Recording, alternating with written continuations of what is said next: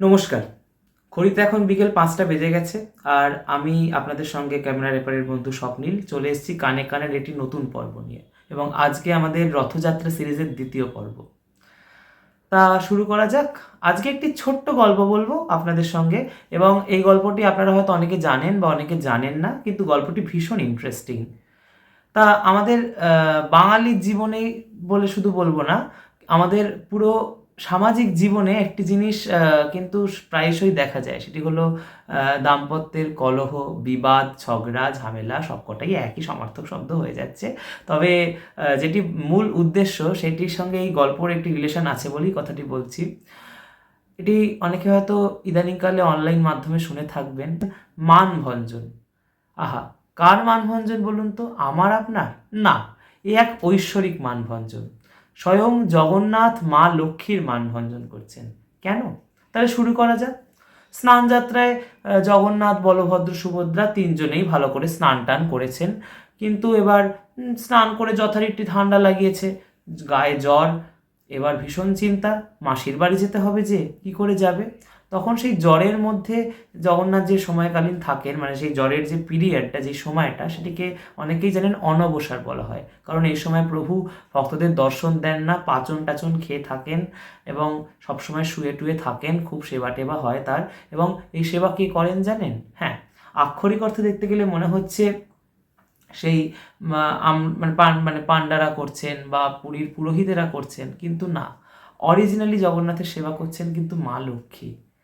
সেই বললাম না, সেই আমরা যখন অসুস্থ হই, আমাদের কাছের লোকেরা যেমন আমাদের কাছে এসে ভালোবেসে মাথায় হাত বুলিয়ে দেয়, আদর যত্ন করার প্রচেষ্টা করে, সেটি আমাদের মা হয়, কখনো বা আমাদের স্ত্রী, কখনো স্বামী ইত্যাদি। আমাদের কাছের মানুষেরা আমাদেরকে তো অসুস্থ হলে দেখেন, তো সেরকমভাবে মা লক্ষ্মী কিন্তু শুধু জগন্নাথ নয়, জগন্নাথের ভাই বোন অর্থাৎ বলরাম সুভদ্রারও দায়িত্ব নিয়েছেন তাদেরকে জ্বর থেকে সারিয়ে তোলবার। এবার মা লক্ষ্মী তো খুব আশাবাদী, আশা নিয়ে বসে আছেন যে জগন্নাথকে সঙ্গে রথে করে যাবেন, মাসির বাড়ি ঘুরে আসবেন, অর্থাৎ মানে লক্ষ্মীর মাসি শাশুড়ির বাড়ি ঘুরে আসবেন। জগন্নাথের মাসি মানে তো আমরা বাঙালিদের সম্পর্কে তো জানি, তাকে মাসি শাশুড়ি বলা হয়। তো তার বাড়ি যাবেন। এবার জগন্নাথ আমার ভারী দুষ্টু, কি করেছেন জানেন? লক্ষ্মীকে তো নিয়ে গেল না, উপরন্তু যখন তার শরীর সুস্থ হলো, ভাই বোনকে নিয়ে মাসির বাড়ি চলে গেল। এবার আমার মা লক্ষ্মী ভারী অভিমানী, তার বড় মন খারাপ। কি হয়েছে? এবার তিনি তো চলে গেছেন। লক্ষ্মী একেবারে সেই দুঃখ, ঠিক আমাদের যেন পারিবারিক ঘটনা দেখছে, তাই না? সেই মনে হচ্ছে আমাদের নিজেদের মধ্যেকারই সম্পর্কের গল্প। তা লক্ষ্মী ভীষণ দুঃখিত হয়ে শ্রীমন্দিরে অপেক্ষা করছেন। এইবার আরেকটি ঘটনা বলা যাক। জগন্নাথ যখন মাসির বাড়ি চলে গেছেন, লক্ষ্মী 5 দিনের মাথায়, অর্থাৎ মাসির বাড়ি যাওয়ার 5 দিনের মাথায়, যেটিকে হেরা পঞ্চমী বলা হয়, সেদিন পালকি করে রাগ দেখাতে গেছেন জগন্নাথের মাসির বাড়িতে, জগন্নাথের সাথে তর্ক বিতর্ক করতে। রাগে তিনি জগন্নাথের রথের একটা কাঠ ভেঙে দিয়ে চলে এসেছেন। মানে তাকে বোঝাচ্ছেন যে তোমার ওপর কিন্তু আমি অভিমানী। এবং সেই আমরা সেই মজা করে বলি না, আগে আগে দেখো হোতা হে কেয়া, ব্যাপারটা ঠিক সেরকম। মানে বাড়ি এসো, তোমার হচ্ছে, ঠিক আমরা যেরকম নর্মালি করে থাকি আর কি আমাদের প্রিয়জনদের সঙ্গে, আপনজনদের সঙ্গে। তো ঈশ্বরের ব্যাপারটাও কিন্তু তাই।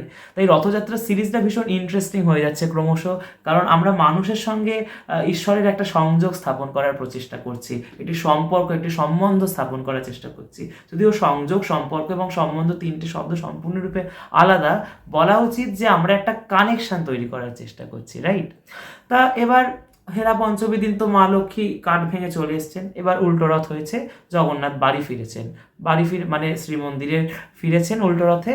তারপরের দিন তার স্বর্ণবেশ, তারপরের দিন অধর্পণা, এই সমস্ত অনুষ্ঠান নিয়ে ভাই বোনের সঙ্গে রথের মধ্যে আরও 2 দিন কাটিয়ে দিয়েছেন, ঘরে ঢোকেননি। এবং অধর্পণার পরের দিন হচ্ছে নীলাদ্রি বিজে, সেদিনকে মা লক্ষ্মীর সাথে তার পুনর্মিলনের পালা। এবার ভারী মুশকিলে পড়া গেছে। বলভদ্র সুভদ্রাকে তো মা লক্ষ্মী ঢুকতে দিয়েছে, জানে বেচারা ভাই বোন, ননদ আর ভাসুর, তাদেরকে কেন ঢুকতে দেবো না? তারা তো দোষ করেনি। আহা, আমার বরটাই তো যত কালপ্রিট, সেই মজা করে আমরা বলছি আর কি কথাটা, কেউ আবার এটিকে সিরিয়াসলি দেবেন না, ভীষণ মজার জিনিসটা। তাই এবার জগন্নাথকে ঢুকতে দেবেন না।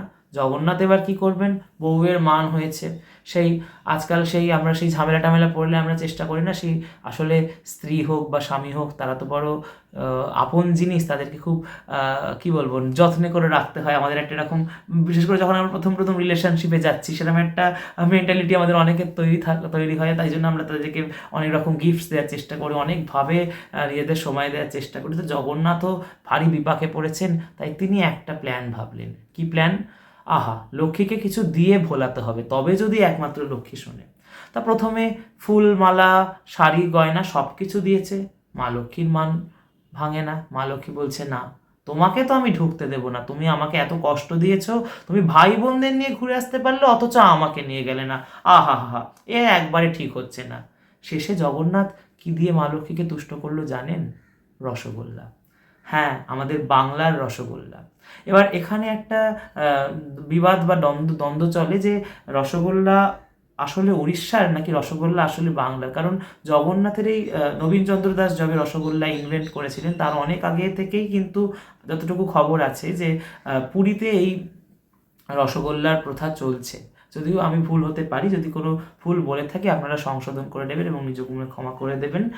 তা এই রসগোল্লা তাই জন্য উড়িষ্যাতেও কিন্তু ভীষণ প্রাচীন একটি মিষ্টি, এবং সেই রসগোল্লা দিয়েই লক্ষ্মীর মানভঞ্জন করলেন জগন্নাথ। এবং এই অনুষ্ঠানটিকে পুরীতে নীলাদ্রি বিজে বলা হয়, যেদিনকে জগন্নাথ লক্ষ্মীর মানভঞ্জন করে লক্ষ্মীর সঙ্গে ঘরে ঢোকেন এবং লক্ষ্মীকে আশ্বাস দেন যে তোমাকে পরের বার রথে নিশ্চয় নিয়ে যাব। কিন্তু মজাটা এইখানেই, ভাই বোনদের সাথে যখন যাবেন তিনি কিছুতেই তার স্ত্রীকে নিয়ে যাবেন, এবং এই ঘটনা বারংবার প্রত্যেক বছর ঘটছেন। আসলে আক্ষরিক অর্থে দেখলে খুব মজার লাগলেও একটা জিনিস ভেবে দেখেছেন, এটা তো মানে এমন একজন দেবতার কথা আমরা বলছি যার সাথে আমরা নিজেকে ভীষণ রিলেট করছি, যেন তিনি আমাদের সাংসারিক লেভেলে নেমে এসছেন। কারণ সেটা না হলে ভাবতে পারছেন একটা ভগবানের জ্বর হয়েছে এবং ঈশ্বরের তার স্ত্রীর সঙ্গে বিবাদ হচ্ছে, এ তো আমাদের সাংসারিক পারিপার্শ্বিক ঘটনা, তাদের মধ্যে কেন ধরা দিচ্ছে তাহলে? কারণ তারা আমাদেরকে আপন করে নিচ্ছেন বলেই, তাই না? এই ছিল আজকের ছোট্ট গল্প। আশা করি আপনাদের ভাল লাগলো। এই মা লক্ষ্মী এবং জগন্নাথের এই মিষ্টি কলহ, মিষ্টি বিবাদ, যা রসগোল্লার মাধ্যমে পরিপূর্ণতা লাভ করছে। নমস্কার, আপনাদের সঙ্গে আমি স্বপ্নীল। আবারও আসবো নতুন একটি পর্ব নিয়ে। ততক্ষণের জন্য ভালো থাকবেন, সুস্থ থাকবেন এবং এই জগন্নাথ পর্ব আরও চলতে থাকবে। ধন্যবাদ।